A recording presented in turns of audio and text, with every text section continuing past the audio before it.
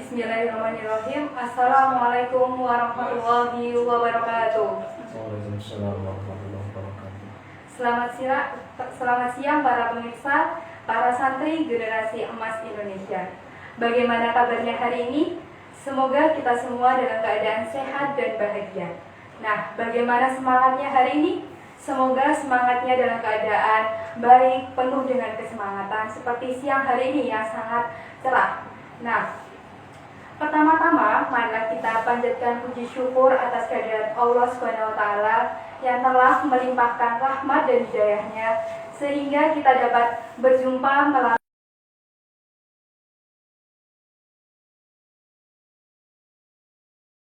junjungan kita Nabi Agung Nabi Muhammad Shallallahu Alaihi Wasallam yang telah membawa kita menuju zaman yang terang benderang ini. Nah, di sini Ustazah Ayu akan membawakan acara dalam Sifa Menyapa dalam rangkaian motivasi membangun prestasi.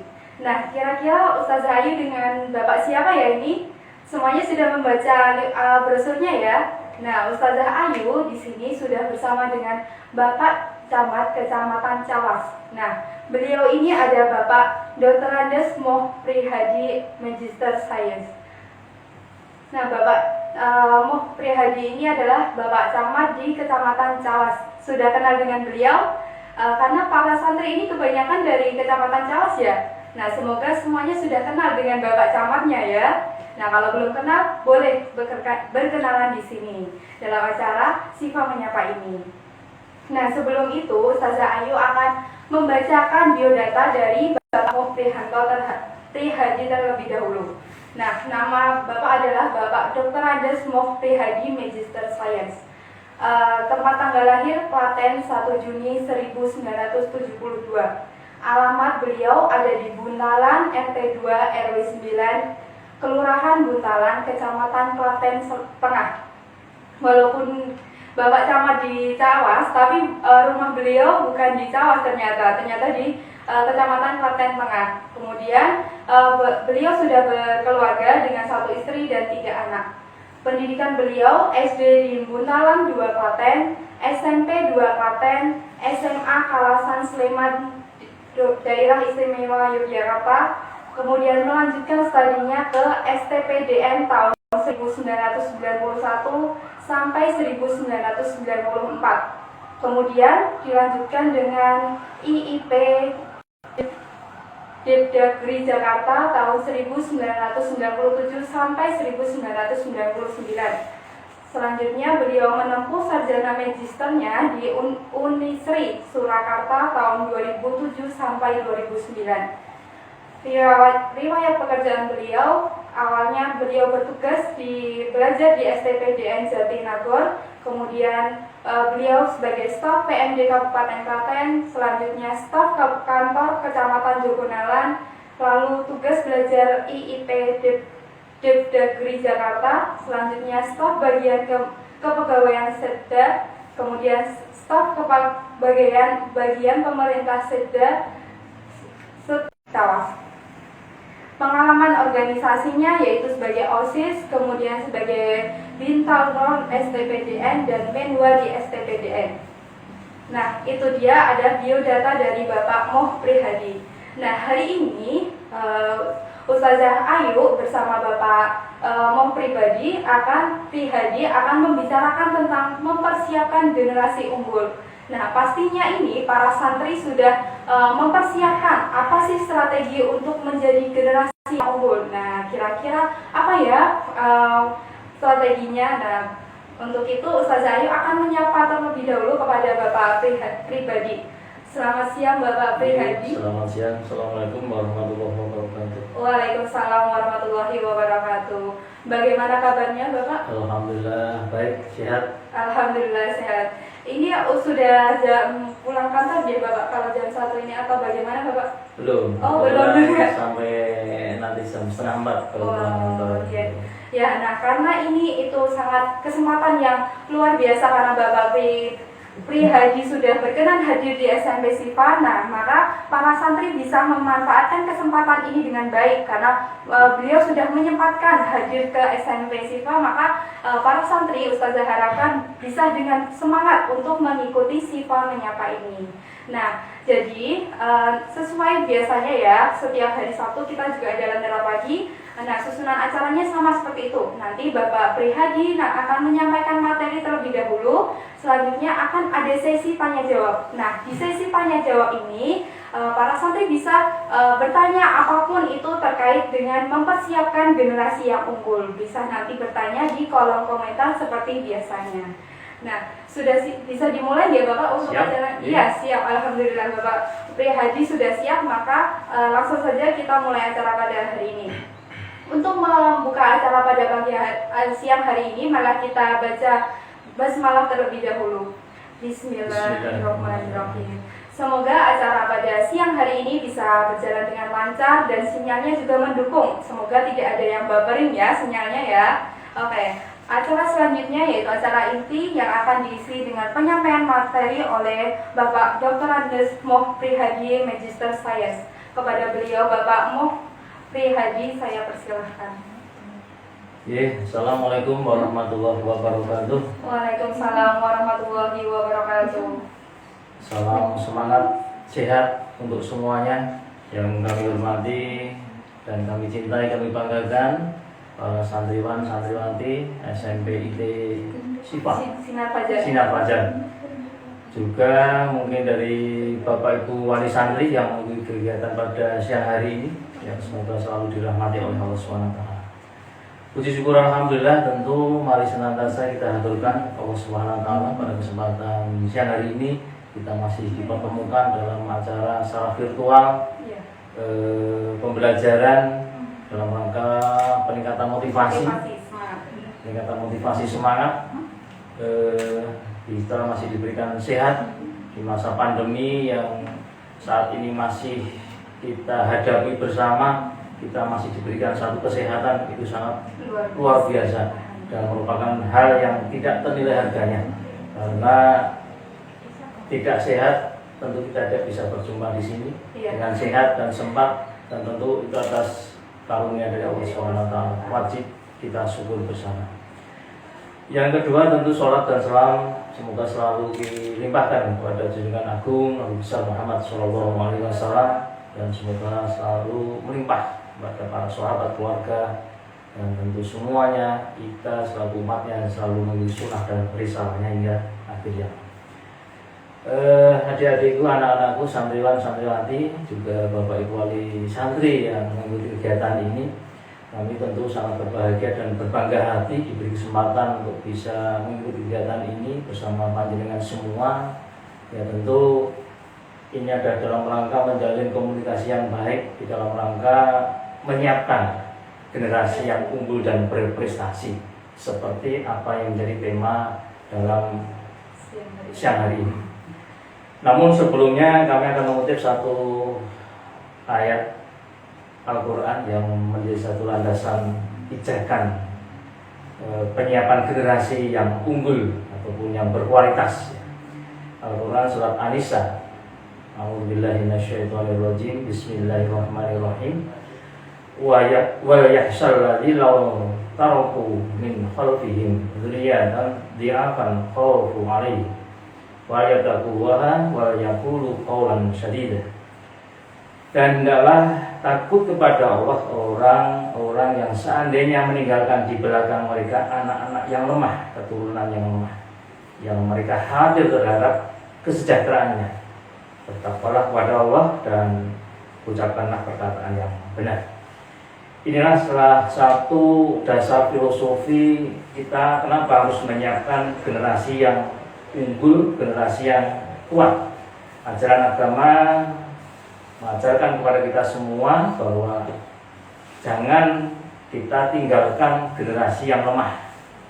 Kita harus khawatir jangan sampai di kemudian hari generasi penerus kita adalah generasi yang lemah. Dalam hadis lain dikatakan bahwa mukmin yang kuat lebih disukai daripada mukmin yang lemah.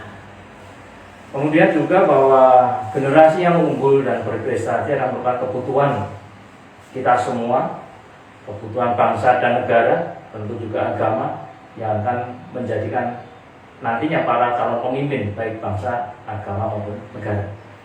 Juga di satu sisi, di sisi yang lain juga harapan orang tua tentunya mengharapkan bahwa anak-anak kita semua nantinya akan menjadi anak penerus keturunan yang unggul, anak yang berprestasi, yang sukses dunia maupun akhirat. Tentu juga tidak lepas bahwa menjadi dambaan kita semua bahwa menjadi generasi yang unggul dan berprestasi adalah cita-cita kita semua. Betul adik-adik, anak-anakku semuanya ingin jadi anak yang unggul berprestasi, sukses di kemudian hari. Iya, tentunya itu cita-citanya. Itulah yang kita harapkan, menjadi generasi yang kita harapkan, generasi yang kuat, bukan generasi yang lemah. Nah, kuat dalam hal apa? Nah, ini mari kita bersama-sama kita kaji. Tentu agama menyadarkan pada kita bahwa kebahagiaan hidup tidak hanya di dunia tapi juga di akhirat. Jadi nilai-nilai nuansa rohani itu menjadi dasar pijakan kita dalam meraih cita-cita kita. Yang tentu yang pertama adalah akidah, keimanan kita sebagai fondasi agama yang menjadikan filter perilaku kita nantinya. Yang kedua tentu ibadah keistiqomahan kita di dalam rangka melaksanakan apa yang menjadi perintah agama. Kemudian yang ketiga bahwa ilmu agama dan juga ilmu dunia, karena dikatakan dalam satu hadis, siapa yang ingin menggapai dunia maka berbekalah dengan ilmu. Siapa yang ingin menggapai akhirat, kebahagiaan akhirat, berbekalah dengan ilmu. Siapa yang ingin dua-duanya, dunia dan akhirat, tentu harus dengan ilmu juga. Nah, tentu adik-adik, anak-anakku semua harus berbekal dengan ilmu, baik ilmu dunia maupun ilmu akhirat. Kemudian yang tidak kalah penting, kuat dalam hal ekonomi. Kenapa? Ekonomi adalah salah satu penopang kehidupan kita keseharian di dalam rangka kita menjalani kehidupan di dunia ini. Oleh karena itu, salah satu fondasi yang akan menghantarkan kita menjadi generasi yang unggul dan berprestasi adalah dengan ekonomi. Meskipun ekonomi bukan satu-satunya, tapi salah satu yang mendukung, menopang kehidupan kita. Sehingga 4 hal tersebut harus kita wujudkan: kekuatan iman, kekuatan ibadah kita, tentu juga ilmu dan ekonomi kita. Anak-anakku yang kami hormati, kami banggakan bahwa setiap orang berharap, orang tua, kami juga selaku yang dituakan di dalam birokrasi pemerintah di kecamatan, termasuk juga pemerintah, bangsa dan negara. Anak-anakku adalah sebagai generasi penerus yang nanti adalah penerus estafet generasi tua. Jadi 10-25 tahun ke depan. Kalau sekarang anak-anakku mungkin usianya 12-13 ya. Nanti pada usia 40-50 atau bahkan 35, itu nanti akan menjadi pemimpin-pemimpin di masa mendatang. Siapa yang akan menjadi Pak Dokter, siapa akan menjadi Pak Lurah, siapa akan menjadi Pak Camat, Pak Bupati, gubernur ataupun presiden, menteri. Itu adalah adik-adikku semua, anak-anakku semua yang saat ini mungkin pada posisi masih sekolah. Sehingga manakala nanti adik-adikku semua, anak-anakku semua menjadi para pemimpin-pemimpin di masa mendatang, haruslah menjadi pemimpin yang berkepribadian, menjadi pemimpin yang punya martabat dan berakhlakul karimah. Sehingga ini perlu dipersiapkan sejak dini. Nah, agar menjadi pemimpin yang unggul, generasi yang unggul, generasi yang berprestasi dan sukses, ini harus dimulai dari sejak dini, harus dipersiapkan. Seperti pada saat ini adik-adikku semua santriwan-santriwati menempuh pendidikan di jenjang SMP. Ini salah satu upaya adalah mempersiapkan generasi yang unggul di kemudian hari.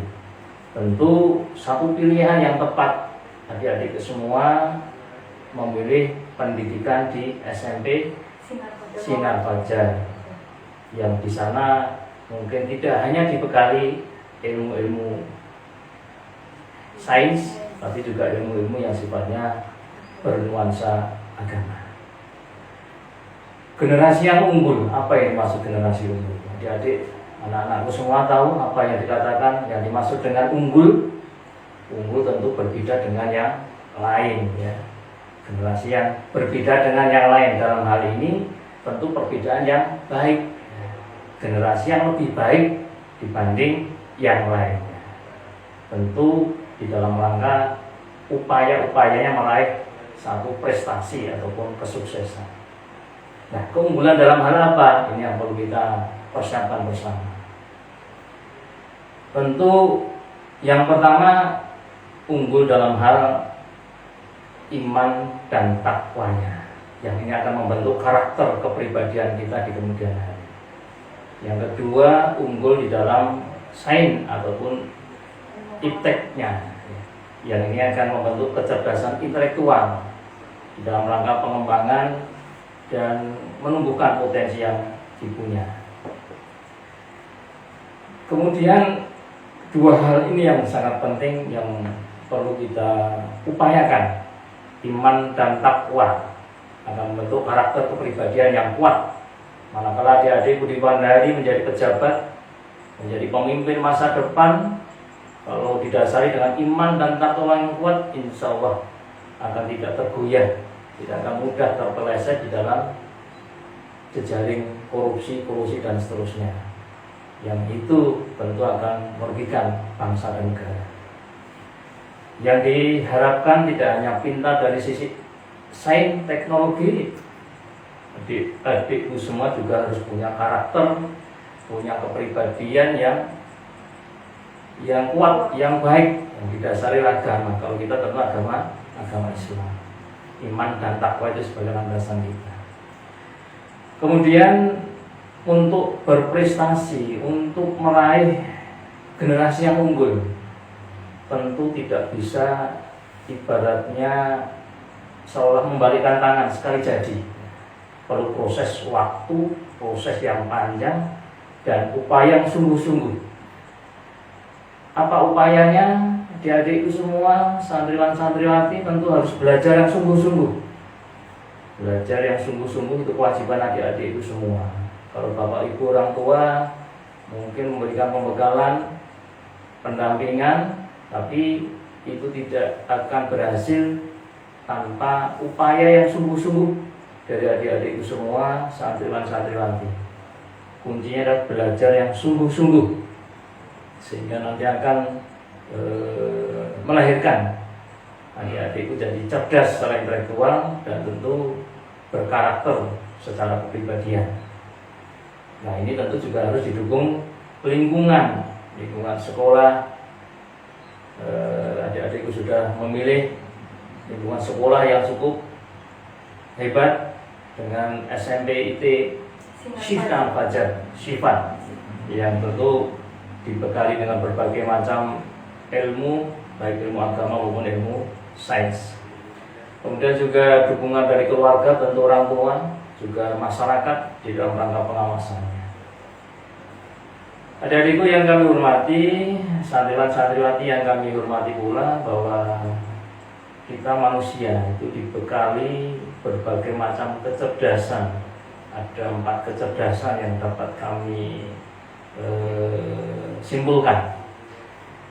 Ya, ini menjadi satu modal adik-adikku semua manakala nanti akan meraih kesuksesan generasi yang unggul dan berprestasi.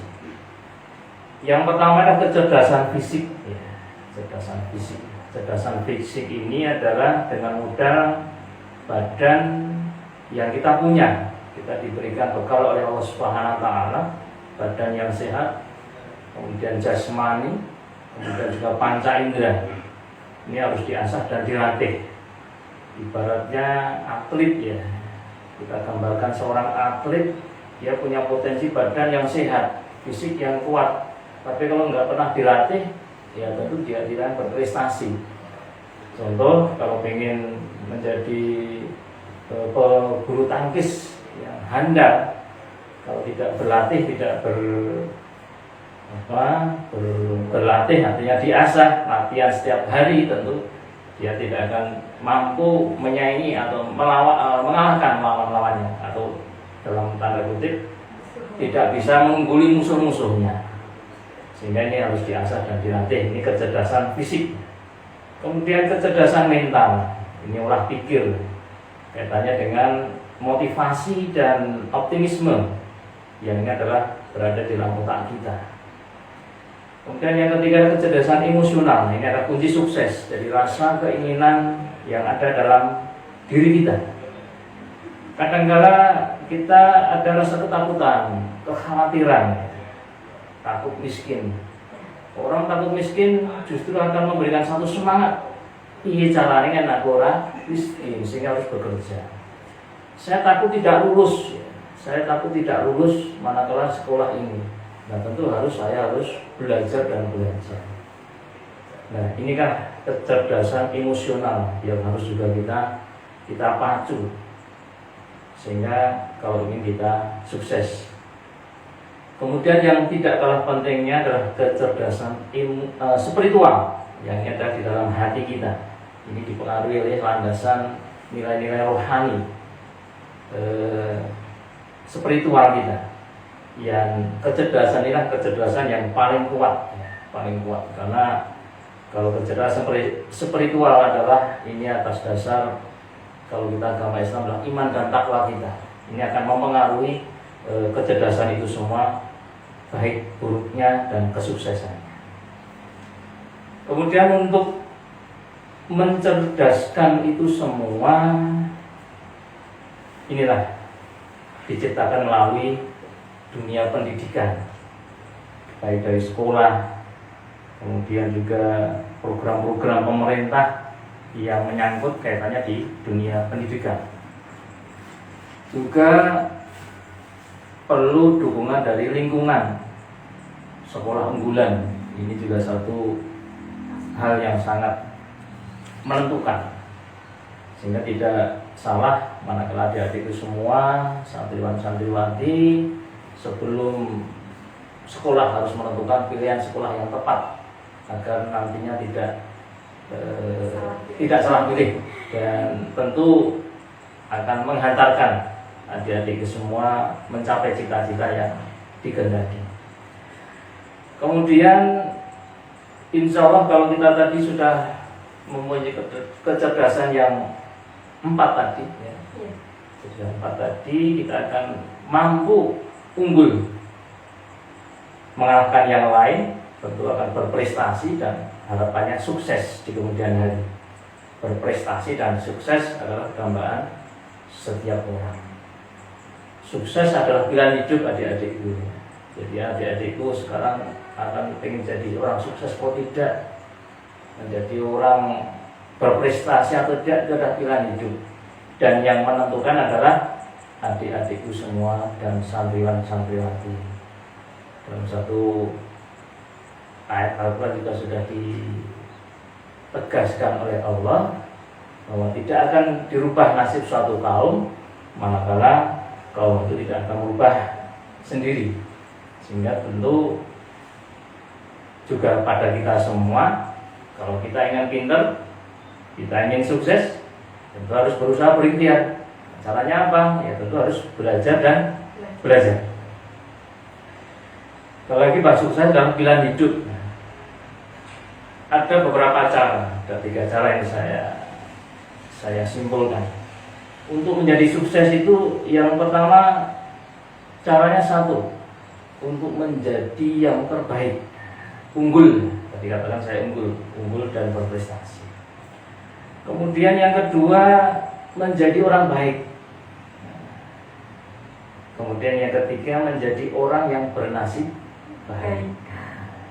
Jadi tergantung adik-adik santriwan-santriwati memilih yang mana?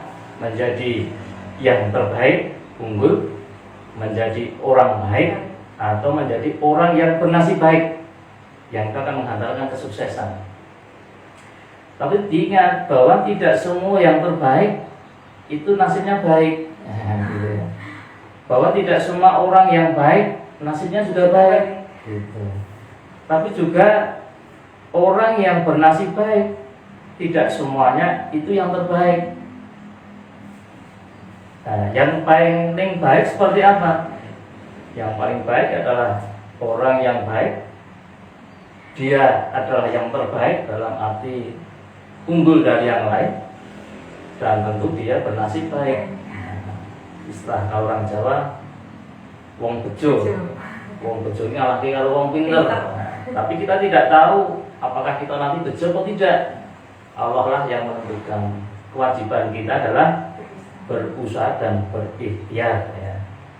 Pinter dan bejo yang kita harapkan seperti itu. Nah, iso pinter ya harus sekolah, harus belajar sehingga nanti kita bejo, beruntung. Kemudian agar kita berprestasi dan sukses harus dimulai dari sekarang. Adik-adik sudah punya cita-cita, punya mimpi untuk menjadi apa?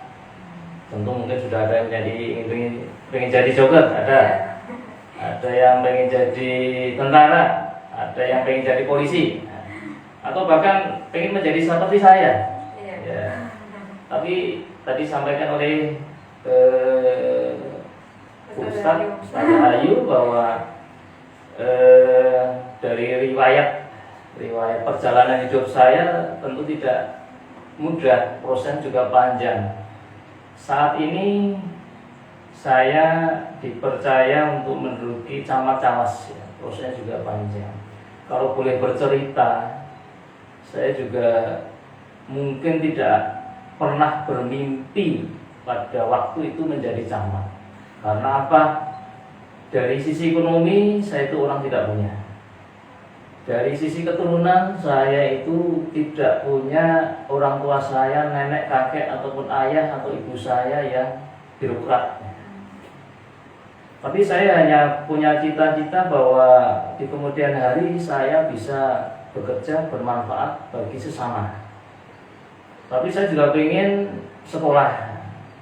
Pada akhirnya salah satu pilihan hidup saya yaitu sekolah sambil bekerja, yaitu sekolah kedinasan dan otomatis menjadi pegawai ataupun mendapatkan gaji. Itulah penumpang awal saya mengalami karir. Kemudian itu juga tidak mudah, bahwa proses itu juga panjang. Saya waktu juga nggak berpikir saya masuk diterima di STPDN, karena pertama mungkin ya, fisik saya juga nggak terlalu besar, tidak terlalu kokoh ya. Kemudian secara fisik, kemudian secara kepintaran itu juga biasa-biasa saja. Yang menyelamatkan siapa? Allah SWT dengan keberuntungan. Jadi orang bejo. Untuk menjadi orang beja, untuk menjadi orang bejo, menjadi orang yang beruntung, ya pertama kita harus berusaha dan berikhtiar dan berdoa. Kunci utama adalah berdoa, minta kepada Allah SWT agar kita menjadi orang yang bejo atau beruntung. Sehingga itulah pengalaman hidup saya yang kalau saya ceritakan mungkin cukup panjang. Tapi intinya bahwa keberuntungan itu memang harus kita lalui dengan proses yang cukup panjang dan upaya yang luar biasa. Nah, kembali bahwa kalau kita ingin sukses, kalau kita ingin berprestasi, ya harus dimulai dari sekarang. Adik-adikku, santriwan-santriwati harus punya keinginan, punya cita-cita yang kuat, punya mimpi. Aku pengen jadi apa ya? Nah, itu harus mulai dari sekarang. Kalau sudah punya keinginan, punya cita-cita, itulah nanti akan memotivasi, penyemangat. Tadi yang saya sampaikan di depan tadi, kecerdasan emosional. Mulai dari sekarang harus belajar, harus berusaha, dan kalau perlu membuat satu target, yaitu harus unggul dibanding yang lain. Kemudian harus dimulai dari diri kita sendiri. Kita tidak boleh menggantungkan nasib kita pada orang lain. Tidak boleh menggantungkan nasib kita kepada ustadz dan ustadzah. Tidak boleh menggantungkan nasib kita pada orang tua tanpa kita sendiri yang berusaha.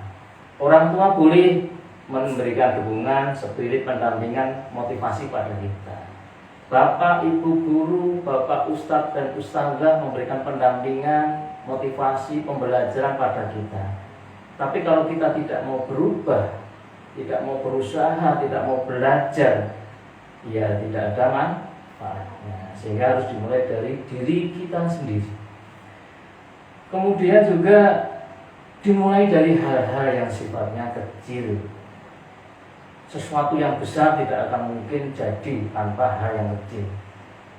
Diibaratkan saja, uang 1.000 itu tidak akan jadi tanpa ada uang 150 dan seterusnya. Intinya bahwa hal yang kecil harus kita jaga, kita upayakan dalam rangka meraih sesuatu yang besar. Yang kecil-kecil itu harus kita perhatikan dalam rangka meniti sesuatu yang besar. Mulai yang kecil, yang apa ya, sebisa kita apa. Tidak usah muluk-muluk dulu, tidak usah terlalu terlalu tinggi lah gitu. Bisanya adik-adik apa ya, sebisanya dikerjakan. Tentu yang kecil bisa kita kerjakan, selanjutnya kepada yang lain yang lebih besar, kemudian yang lebih besar lagi, dan tentu kalau yang lebih besar bisa, yang besar tentu bisa. Nah, kuncinya adalah yakin dan optimis. Bisa, dan pasti bisa. Terakhir, mungkin yang dapat kami haturkan bahwa kita semua tentu ingin hidup bahagia.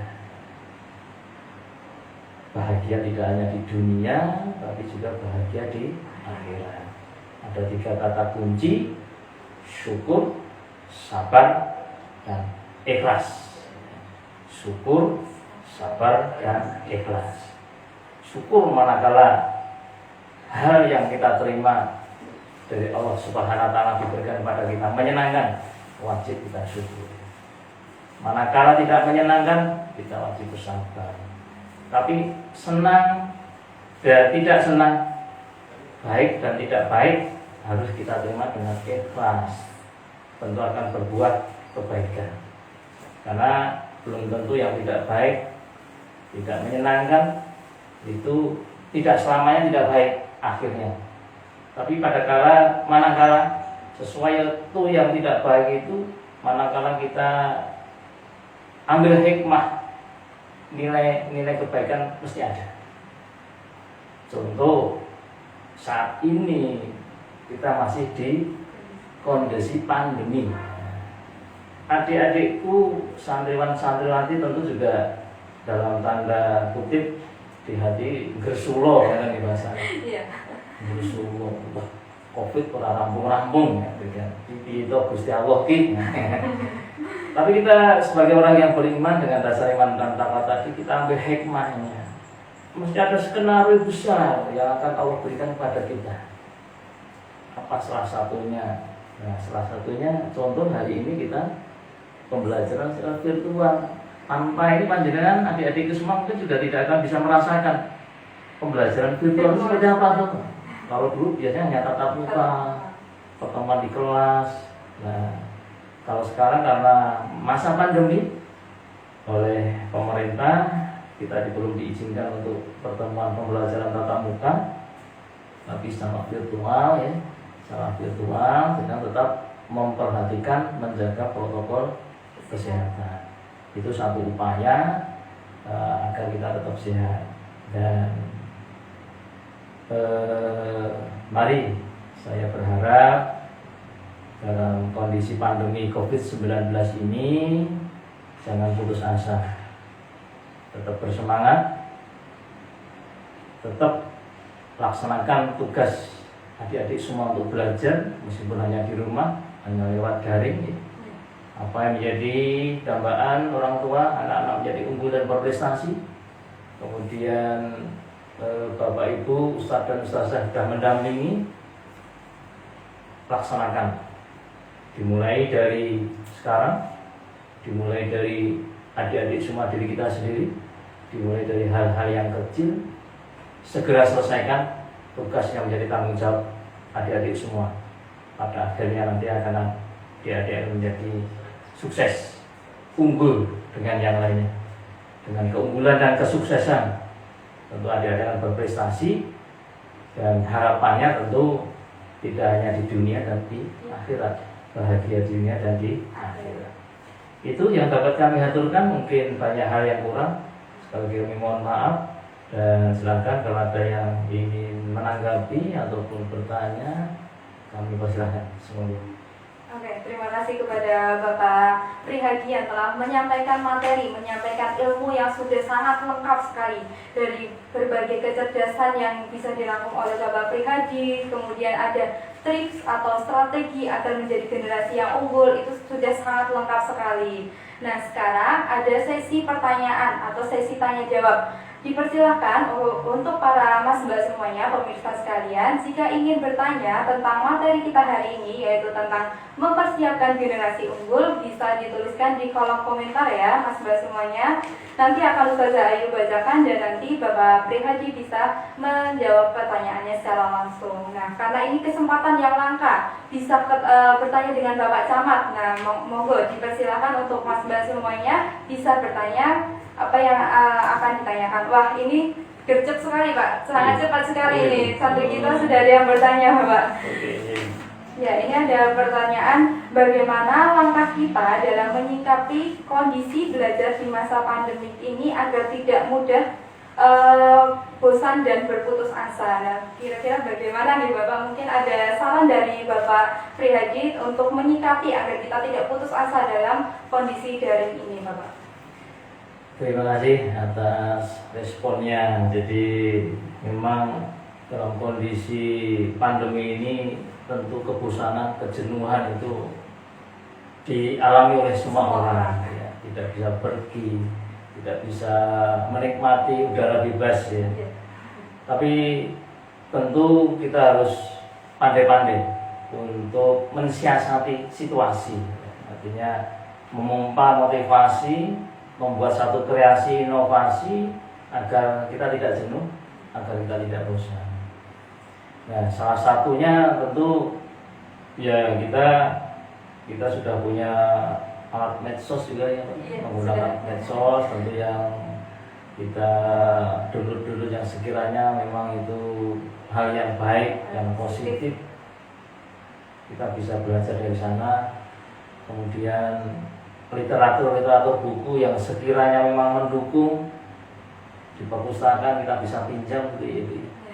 Kita bisa pinjam. Kemudian tentu juga orang tua, keluarga kita selalu kita ajak untuk bersama-sama bercengkerama, saling sharing, saling terbuka.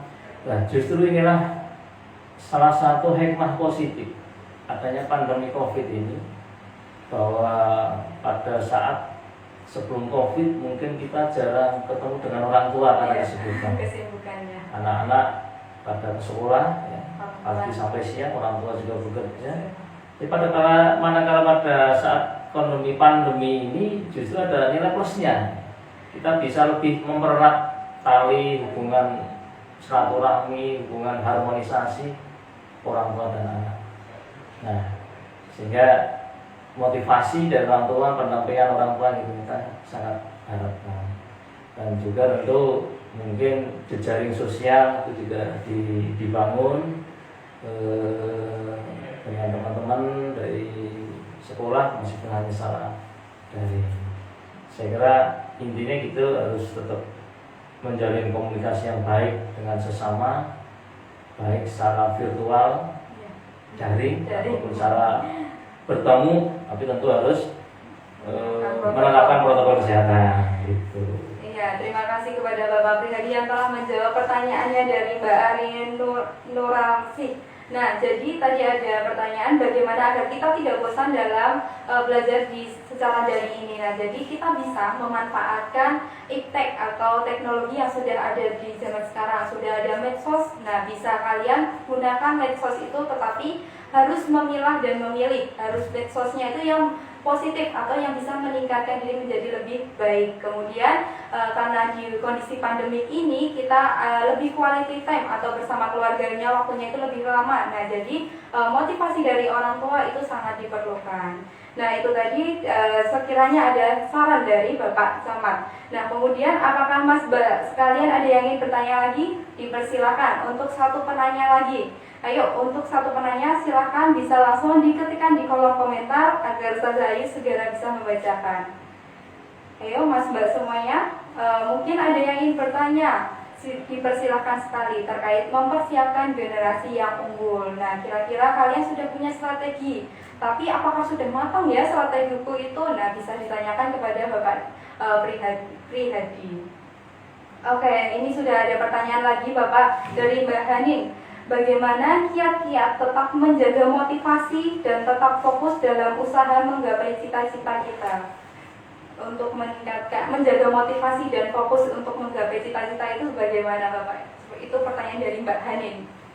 Iya, terima kasih. Jadi bagaimana mempertahankan motivasi gitu ya? Iya. Ya memang ini sesuatu yang perlu proses, ya. Perlu proses dalam arti kejenuhan, kebosanan tadi sudah kita sampaikan, kemudian menjaga motivasi agar tetap semangat, tetap eksis. Tentu kita setiap saat juga harus mengevaluasi diri, ya. Mengevaluasi diri sejauh mana yang sudah kita lakukan. Motivasi untuk memotivasi diri, upaya kita sudah kita lakukan, kadang-kala ada kekurangan sehingga timbullah semangatnya berkurang. Nah, upaya kita tentu kekurangan itu karena apa? Kita evaluasi, kita cari solusi. Kalau kekurangan itu berasal dari diri kita introspeksi diri, saya kurang apa? Nah, kalau sekiranya memang kita sulit untuk mencari titik lemah dari diri kita berkonsultasi kepada orang tua, berkonsultasi kepada ustadz dan ustadzahnya. Pak, Bu, Ustadz, Ustazah, kurangan saya itu apa ya? Sehingga kok saya jadi down ya. Motivasi saya kok, semangat saya kok berkurang. Oh, kamu kurang ini. Nah, kadang-kadang justru yang lebih tahu adalah dari luar. Kita membaca diri kita sendiri kadang tidak bisa. Iya, tidak bisa. Orang yang kurang lain bisa, orang lain. Sehingga saran saya itu tadi, kita selalu sharing dengan teman-teman sejawat kita, sharing dengan keluarga, orang tua atau kakak atau adik yang sekiranya bisa kita minta pendapat, kita minta saran, masukan, sehingga dengan saran masukan itu akan memotivasi kita, termasuk yang terutama adalah guru-guru kita atau ustadz dan ustazah kita. Jadi saya katakan tadi yang ada kecerdasan fisik ya. Kecerdasan fisik seperti atlet, kadang-kala atlet itu tidak tahu kelebihan kekurangan. Nah, sehingga dia bisa tahu kelebihan kekurangan, cari pelatih yang hebat. Jadi Mike Tyson itu kadang-kala mungkin dia tidak akan unggul, bisa mengalahkan lawan-lawannya kalau dia hanya mengandalkan emosinya. Justru yang lebih mampu melihat kelemahan dan kelebihan adalah pelatihnya. Kamu harus bisa mengalahkan si A. Kamu punya kemampuan ini. Kamu harus bisa mengalahkan si B. Kamu punya kelebihan ini. Si A itu akan kalah dengan kelebihan ini dan seterusnya. Nah, sehingga perlu pelatih, perlu pendamping. Adik-adikku semua, santriwan-santriwati juga perlu pelatih atau pendamping. Siapa? Ustadz, ustazah. Bu ustazah, Pak Ustadz gitu ya, atau orang tua, kakak, Jadi ada pelatih, ada pendamping. Kalau dalam dunia pewayangan, kami gambarkan adik-adik ada yang suka wayang nggak ya? Semoga ada. Nggak ada. Oh ada. Ada. Jadi dalam. Iya, jadi kalau di pewayangan ada Pandowo. Pandowo itu punya keunggulan. Pandowo itu punya kelebihan, tapi dia tidak tahu persis apa keunggulan kelebihan. Nah, siapa yang cerdas di belakang itu semua? Bathara Kresna.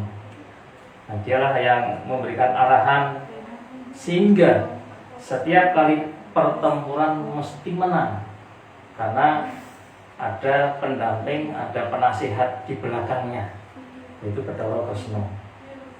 Dan juga ada Pamomo, Semar, Semar itulah yang memberikan saran, memberikan masukan, sehingga selalu tetap terjaga keistiqomahannya dalam memperjuangkan cita-cita. Itu ya, adik-adik, terima kasih. Iya, terima kasih. Ini masih ada satu pertanyaan lagi, dipersilakan Bapak. Oh ya, ini ada pertanyaan dari Mbak Rafa. Bertanya, bagaimana cara menjadi pemimpin yang amanah dan dihormati rekan kerjanya dalam membangun dan kekompakan dalam tim, Bapak? Terus kira-kira bagaimana caranya gitu, Bapak, untuk menjadi pemimpin yang amanah dan bisa menjaga kekompakan timnya? Ya, terima kasih atas pertanyaannya. Yang tentu pertama secara internal dan eksternal. Secara internal kita selaku pribadi yang dianggap yang dituakan atau yang